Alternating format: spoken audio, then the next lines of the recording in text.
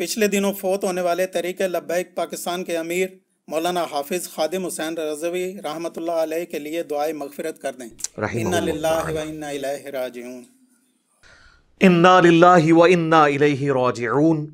اللہم اجرنی فی مصیبتی و اخلف لی خیرا منہا۔ یہ دعا آئی ہے صحیح مسلم کے اندر، اور ایک اور مشہور دعا ہے وہ بھی کر لیتے ہیں ان کے حق میں، جو ہم نماز جنازہ میں پڑھتے ہیں، جامعہ ترمذی میں، سنن ابی داؤد کے اندر موجود ہے، مشکات کے اندر بھی موجود ہے۔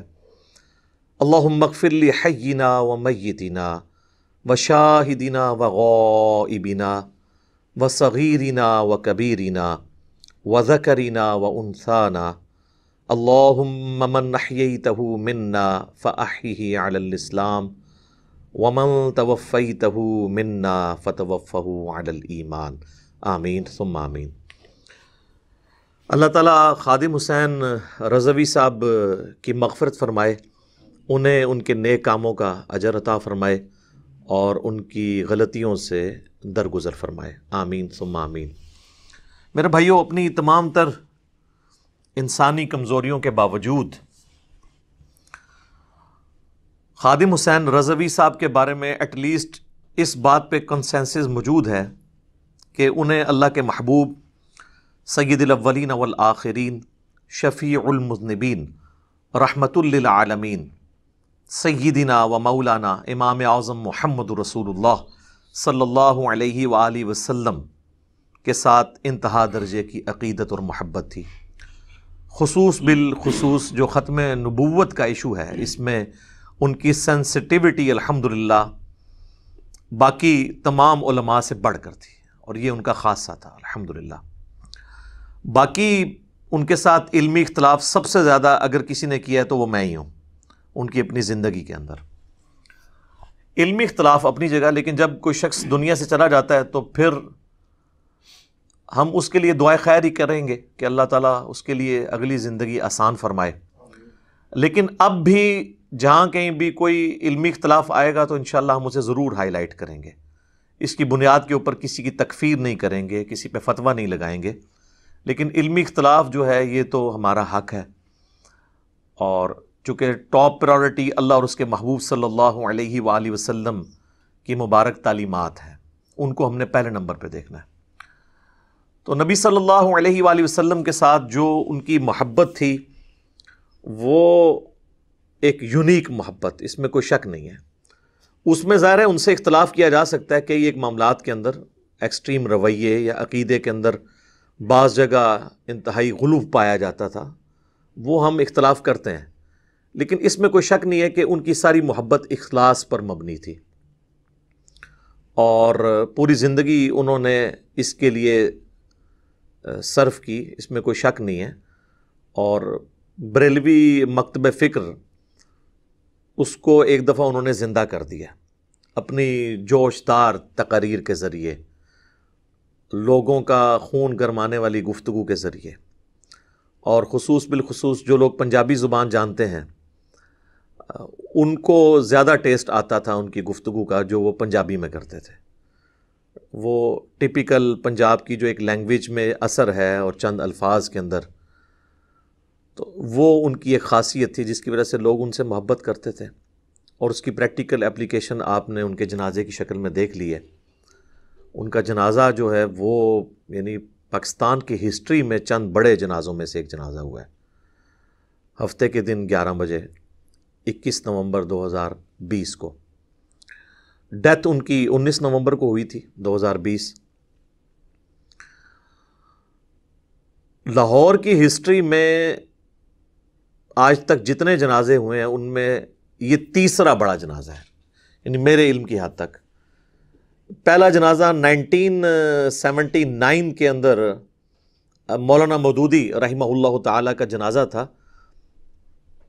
اس وقت کے حالانکہ میڈیا کا دور نہیں تھا، پھر بھی اس کی چند ایک ویڈیوز ریکارڈڈ ہیں۔ اس طرح انٹرنیٹ کا دور نہیں تھا، نہ کوئی موبائل SMS تھا کہ لوگ پہنچتے، اس کے باوجود پاکستان کی ہسٹری میں وہ ایک بہت بڑا جنازہ تھا۔ قذافی اسٹیڈیم جو لاہور والا ہے یہ سارا بھرا ہوا تھا، اور اس کے باہر بھی لوگ موجود تھے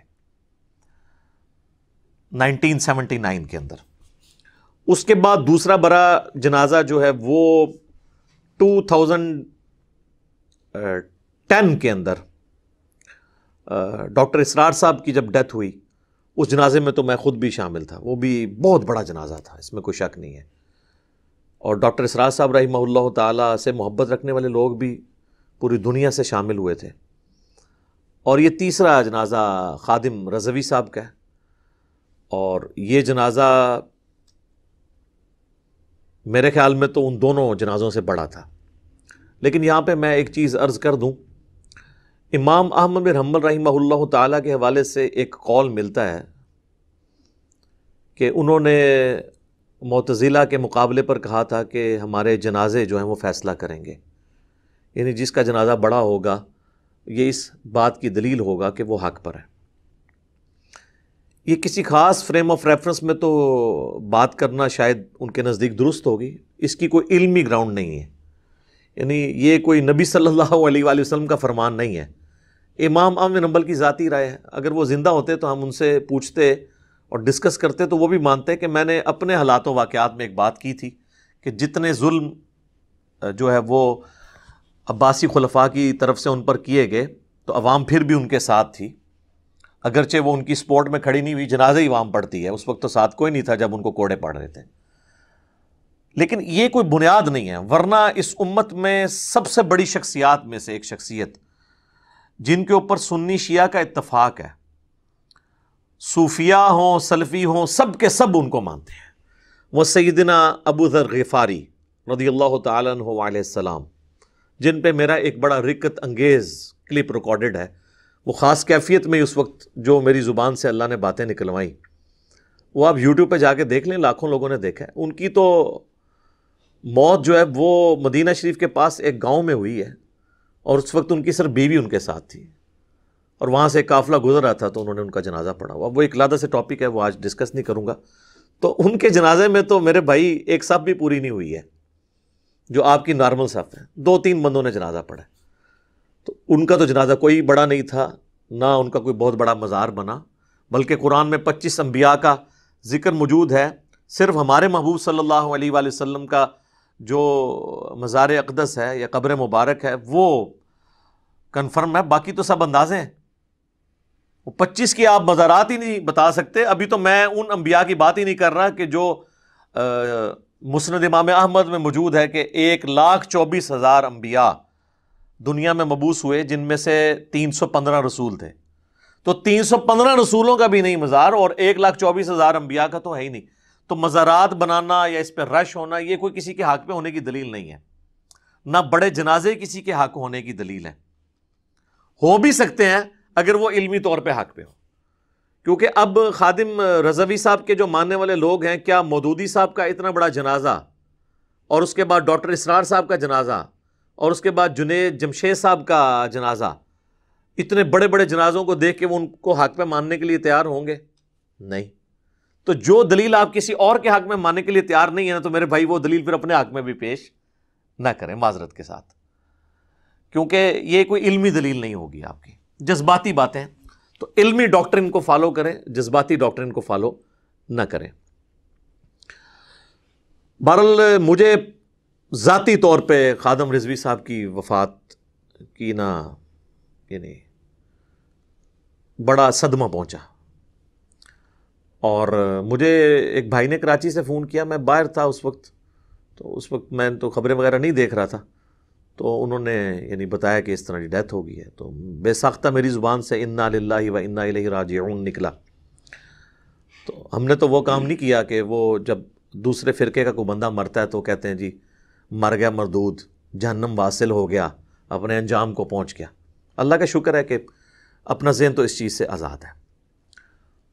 تو جیسے ہی مجھے پتہ چلا میں نے عثمان بھائی کو فون کیا، اور میں دل میں سوچ رہا تھا کہ کیا میری تربیت کوئی اثر رکھتی ہے کہ نہیں. میں ان کے رسپانس کو چیک کر رہا تھا. ان کو جیسے ہی میں نے بتایا انہوں نے پڑھا انا للہ و انا الیہ راجعون.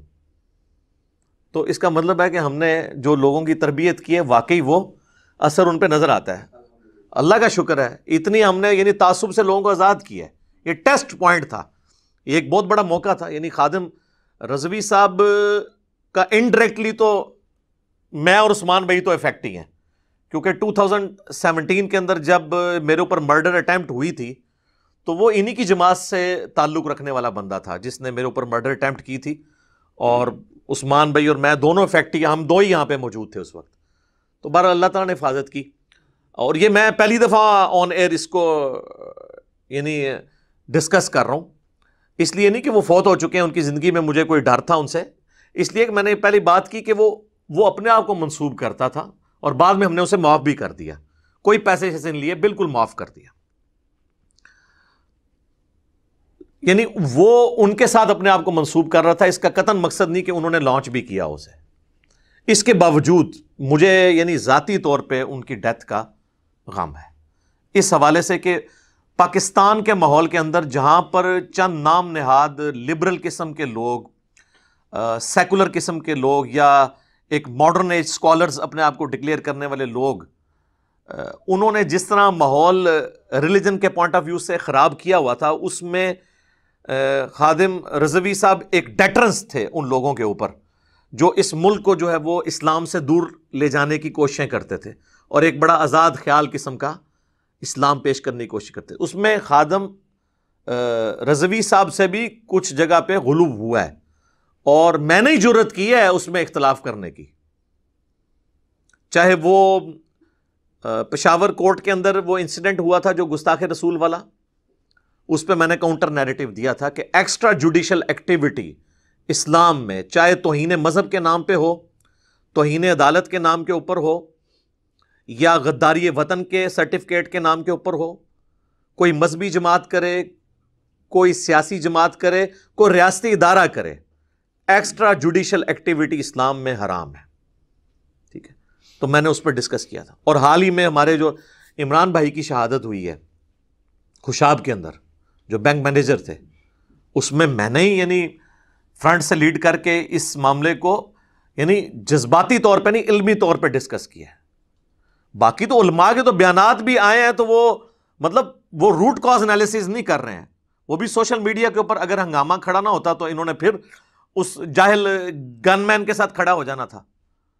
لیکن اس میں نے بار بار ریکویسٹ کی تھی کہ خادم رضوی صاحب خود بیان دیں، انہوں نے بیان نہیں دیا.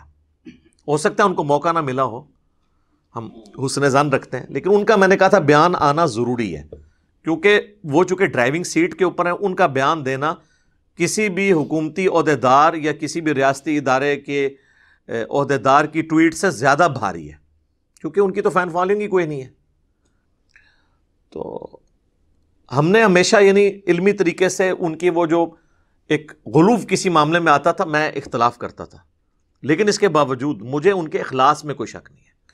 اچھا میرے بھائیو، ایک چیز جو خادم رضوی صاحب کے اخلاص کے حوالے سے میں ضرور یہاں پہ کلیئر کر دوں کہ 2016-17 کے جو دھرنے تھے، جو پچھلی حکومت نے ختم نبوت کے حوالے سے ایک سازش کی، چاہے وہ اعلی کار بنے یا خود کی، وہ ایک الگ بات. اس میں کوئی شک نہیں ہے کہ بعض نادیدہ قوتوں نے ان کو فیسیلیٹیٹ کیا ان دھرنوں کے لیے. ہمارے پاس فرسٹ ہینڈ نالج موجود ہے، لیکن میں اس کو ڈسکس نہیں کرنا چاہتا. لیکن اس میں بھی یاد رکھیے گا کہ خادم رضوی صاحب نے وہ ان قوتوں کو خوش کرنے کے لیے دھرنا نہیں دیا تھا، ورنہ اس حکومت جس کے پیچھے وہ نادیدہ قوتیں کھڑی ہوئی ہیں، اس میں بھی انہوں نے 2 دھرنے دے کے وہ 2 + 2 والا 2 برابر ہے 2 کے وہ حساب پورا کر دیا. اور پچھلے دنوں جو ان کی ایک ویڈیو آئی جس میں انہوں نے کہا کہ جی ایکس پرائم منسٹر کو مخاطب کر کے کہ تم بتاؤ کہ کس نے یہ ختم نبوت کی قانون میں ترمیم کے لیے کوشش کی تھی، تو پھر میں بتاؤں گا کہ ان دھرنوں کے پیچھے کون تھا. تو بعض لوگوں نے اس کا مطلب لیا کہ وہ پھر یہ ان کا نام لیں گے. ایسا نہیں تھا. آج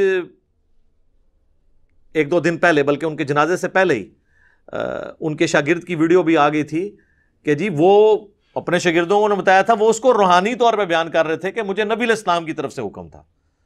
وہ کہہ رہے تھے میں تمہیں اور ان کی گفتگو کے دوران اشارے میں بھی یہ بات سمجھ آ رہی تھی. میں تو اسی وقت سمجھ گیا تھا کہ یہ ان کا نام نہیں لیں گے، کیونکہ مجھے پتہ ہے ان کی طبیعت کا، مجھے اپنی طبیعت کا پتہ ہے نا، کہ جو اس طرح کی ایک طبیعت والے لوگ ہوتے ہیں نا، ان کے قریب کوئی اس طریقے سے لگتا نہیں ہے ان کو اپنے لیے یوز کرنے کے لیے. ہاں فیسیلیٹیٹ بائی چانس اس وقت ان کی ڈاکٹرن اور ان دوسرے لوگوں کی ڈاکٹرن میچ کر گئی، وہ الگ بات ہے، لیکن وہ انہوں نے کسی کو خوش کرنے کے لیے نہیں کیا، ورنہ ابھی یہ جو کچھ ہوا ہے اس میں تو وہ کبھی بھی سامنے نہ آتے. اور جتنے شد و مد کے ساتھ اس دھرنے میں نومبر 2020 والے میں وہ شریک ہوئے ہیں، 104 کے قریب ان کو بخار تھا اور پھر وہ ٹریگر کر گیا، بڑی مشکل سے انہوں نے تقریر کی ہے، تو وہ کبھی بھی سامنے نہ آتے. اور اس میں تو زیادہ ان کو تکلیف اٹھانی پڑی، سب سے زیادہ تکلیف دہ دھرنا یہی تھا کیونکہ ان کے اوپر شیلنگ بھی ہوئی. تو لہٰذا یہ اگر کسی کے دماغ میں ہے نا تو وہ اپنے دماغ سے نکال دے. میں یعنی بالکل علی وجہ بصیرت سمجھتا ہوں کہ ان کے اخلاص میں 1% بھی شک نہیں ہے. وہ جو کچھ بھی کرتے تھے اخلاص کے ساتھ، جس چیز کو وہ درست سمجھتے تھے، مطلب اس میں آپ اختلاف کر سکتے ہیں طریقے کے اوپر بھی، لیکن وہ کسی یعنی دنیاوی منفعت کے لیے نہیں کرتے تھے. اور ان کی زندگی درویشی کی گزری ہے. آپ دیکھیں جتنے بھی بڑے علماء ہیں، آپ دیکھیں یہ جب مرتے ہیں تو اپنے دینی کیریئر کے اینڈ کے اوپر کروڑوں کا بینک بیلنس اور جائیدادیں چھوڑ کے جاتے ہیں. لیکن خادم رضوی صاحب کی تو وہی درویشی کی زندگی گزری ہے. ان کا آپ گھر دیکھ لیں، ان کا لیونگ سٹینڈرڈ دیکھ لیں، کوئی فرق نہیں پڑا ان کے اندر. تو اس سے پتہ چل جاتا ہے کہ کوئی شخص جو ہے وہ اس نے کوئی دنیاوی منفعت حاصل کی ہے. باقی وہ دھرنے کے جو اخراجات تھے وہ ظاہر کتنے لوگ ہیں جو اللہ کے نام کے اوپر ان کو دے دیتے تھے کہ بھئی آپ چلیں ہماری طرف سے کھانا کھلا دیں. وہ تو ظاہر سب سے بڑا مکتب فکر ہے پاکستان کا، ان کے لیے تو مینیج کرنا کوئی مسئلہ نہیں ہے. پولیٹیکل پارٹیز کو پیسے اکٹھے کرنے پڑتے ہیں، مذہبی لیڈروں کو تو لوگ خود آگے دیتے ہیں، لیکن انہوں نے کبھی پیسے کا مس یوز اپنی ذات کے لیے نہیں کیا. یہ میں ان کو پرسنلی جانتا ہوں کہ وہ اس اعتبار سے بالکل فیئر آدمی تھے. کوئی شک نہیں ہے کہ لوگوں نے جس طرح عبدالستار عیدی صاحب تھے، لوگوں سے ہی چندہ لے کے کرتے تھے لیکن وہ اپنے اوپر نہیں لگاتے تھے. ان کی زندگی اسی طریقے سے جو ہے وہ سادگی کے ساتھ گزری ہے. لہذا خادم رضوی صاحب کے اخلاص کے حوالے سے میں 100% اللہ تعالیٰ سے حسن ظن رکھتا ہوں ان کے بارے میں کہ وہ الحمدللہ ایک مخلص آدمی تھے. ایون میں آپ کو بتاؤں یہ جو جس واقعے کی وجہ سے یہ لوگ یعنی ایک پوری جماعت تحریک لبیک پاکستان اوپر آئی ہے، اور سٹارٹ اس کا جو ہوا تھا وہ ممتاز قادری کی پھانسی سے ہوا تھا 29 فیبروری 2016. اس وقت یہ پہلی دفعہ منظر عام پہ خادم رضوی صاحب آنا شروع ہوئے. تو میں نے چونکہ میں ان کو بہت پہلے سے جانتا تھا، عوام الناس تو ان کو نہیں جانتی تھی. اچھا ٹیلنٹ چھپا نہیں رہتا، دنیا میں کسی کونے میں بھی ٹیلنٹ ہے نا وہ سامنے آ جاتا ہے. یہ دیکھیں یہ اپنی زندگی کے ان 4 سالوں میں ہی عوام کے سامنے آئے ہیں. 55 سال صرف عمر تھی مشکل کے ساتھ، 54 سال اور کچھ مہینے، کیونکہ جون 1966 میں وہ پیدا ہوئے ہیں اور یہ 2020 19 نومبر کو ان کی ڈیتھ ہو گئی ہے. تو یہ ان کی زندگی کے جو آخری 4 سال ہیں نا، یعنی 50 کراس کرنے کے بعد یہی ان کو پاکستانی عوام جانتی تھی. لیکن میں ان کو بہت پہلے سے جانتا تھا. ان کی جو سپیکنگ پاور ہے، مجمع باندھنے کی ان کی صلاحیت، میری ابھی داڑھی بھی نہیں نکلی تھی تو ہمارے جہلم شہر میں میری گلی میں ہی وہ مدرسہ ہے جہاں سے انہوں نے حفظ اور تعلیم حاصل کی ہے، اور وہ میرے گھر سے اتنی دور ہے وہ مدرسہ اور مسجد جہاں میں نے پوری زندگی نمازیں پڑھی. میرے ایون والد صاحب بھی، میرے دادا ابو بھی، کہ اگر مسجد میں اقامت شروع ہونا تو میں تکبیر اولیٰ پکڑ سکتا ہوں. تو آپ اس سے انداز لگا لیں کہ 100-150 فٹ کے فاصلے پہ مسجد ہے، اور اسی مسجد سے انہوں نے حفظ کیا. پھر ان کا پیر خانہ بھی جہلم شہر میں ہی ہے، اور یہ مسجد اسی پیر خانے کے انڈر ہے، کالا دیو کے اندر. تو ڈبل ان کی نسبتیں تھیں. وہ نقشبندی سلسلے میں یہاں پہ بیعت تھے. تو میرا پہلی دفعہ تعارف ان سے ہوا 1994 کے اندر، جب میں FSC کے پیپر دے کے فارغ ہوا تھا. تو یعنی آج سے میں 26 سال پہلے کی بات کر رہا ہوں. اس وقت ان کی یعنی عمر بمشکل 30 سال کے قریب ہوگی. تو ان کو تقریر کے لیے بلایا گیا تھا اس وقت نا. تو میں نے جب ان کی تقریر سنی، اس کے بعد مسلسل ان کے دروس ہوتے رہے. تو ان کی جو سپیکنگ پاور سے نا میں یعنی بہت امپریس ہوں. اس وقت ظاہر داڑھی کالی تھی ان کی. یہ داڑھی سفید ہونے کی وجہ سے لوگ سمجھتے ہیں کہ وہ مطلب کوئی بڑی عمر کے تھے. وہ داڑھی ان کی جلدی سفید ہو گئی ہے. ڈاکٹر اسرار صاحب کی 40 سال کی عمر کی آپ ویڈیوز نکالیں نا تو اس میں بھی ان کی داڑھی سفید ہے. اب میری آپ دیکھیں ماشاءاللہ 43+ ہو چکی ہے، چند ایک بال سفید ہے داڑھی کے. بالوں کے جلدی ہو جاتے ہیں. تو اس وقت ان داڑھی کالی تھی، اور وہ ایکسیڈنٹ تو ظاہر ان کا ریسنٹلی ہوا جس کی وجہ سے ان کی ٹانگیں یعنی کام کرنا چھوڑ گئے، ادروائز تو پہلے بالکل ٹھیک تھے یہ. تو مجھے ان کا آئیڈیا تھا جب 2016 میں یہ منظر عام پہ آئے نا خادم رضوی صاحب، وہ ممتاز قادری والے ایشو کے اوپر پہلا دھرنا انہوں نے جب سٹارٹ کیا نا، مجھے اس وقت آئیڈیا ہو گیا تھا کہ یہ بندہ اب جو ہے نا یہ ڈرائیونگ سیٹ پہ آ جائے گا. اس وقت میں نے 1-2 ویڈیوز ان کو مخاطب کر کے ریکارڈ کی اور بائی نیم ان کو مخاطب کیا اور بڑے احترام کے ساتھ ان کی تصویر بھی تھم نیل پہ لگائی. تو مجھے بعض اپنی اکیڈمی کے لوگوں نے کہا کہ یہ تو اس بندے کو تو جانتا ہی نہیں یار، یہ تو ایویں لگا رہتا ہے. تو میں نے کہا میرے بھائی 1 سال نہیں گزرے گا یہ بندہ دیکھیں سب کو پیچھے چھوڑ جائے گا، کیونکہ میں ان کی صلاحیتوں سے واقف تھا اور میڈیا کی برکت سے ظاہر وہ جب چیز سامنے آتی ہے تو پھر وہ یہ ٹیلنٹ پرانے زمانے میں تو چلیں کہیں کونے خدرے میں رہتا تھا نا، اب میڈیا کی برکت سے دنیا کے کسی بر اعظم میں بھی کوئی ٹیلنٹ موجود ہے نا وہ سب کے سامنے آ جائے گا. اور پھر جناب سال نہیں گزرا ہر طرف خادم رضوی ہو گئی.